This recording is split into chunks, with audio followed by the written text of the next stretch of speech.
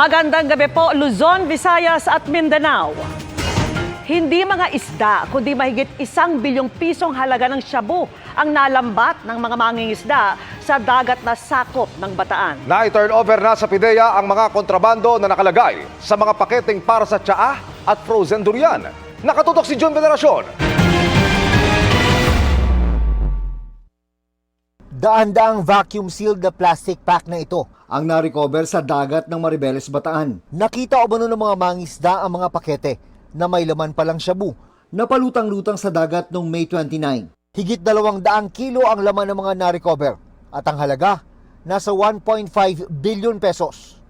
Kahapon, ibinigay ng mga mangisda ang mga droga sa mga otoridad. Sa report na natanggap natin sa Coast Guard Station Bataan, upon discovery ng ating mga fishermen ng mga floating saps, so kaagad nila itong dinala sa Pangpang at agad namang inireport din sa ating Coast Guard unit dahil sa pangamba na magkaroon ng panganib sa kanilang buhay. Based on our records, this is the largest confiscation of dangerous drugs for this year coming from our shores. Sabi ng Philippine Drug Enforcement Agency o PIDEA, frozen durian ang nakalagay sa ilang packaging.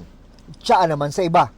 Halos kapareho umano ito ng packaging ng mga shabu na nauna nilang nakumpiska. According to intelligence reports coming from our foreign counterparts, yung packaging na nakuha ho natin dyan, tinutumbok. Galing ito sa Golden Triangle. Saan ho ba yung Golden Triangle? This is Thailand, Myanmar, and Laos.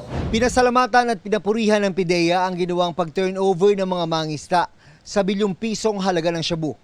Kung nakalusot daw ang drug smuggling, tiyak na malaking perwisyo at sakit sa ulo ang idinulot ito sa mga komunidad at mga law enforcement agencies. May ilang kaparehong insidente na rin noon kung saan may nakuwang shabu na palutang-lutang sa dagat. Hinihinalang galing ito sa mga barko at itinapuntang sa dagat. Kabilang ito sa iniimbestigahang modus ngayon ng PIDEA. Para sa GMA Integrated News, June Veneracion, Nakatutok, 24 Oras.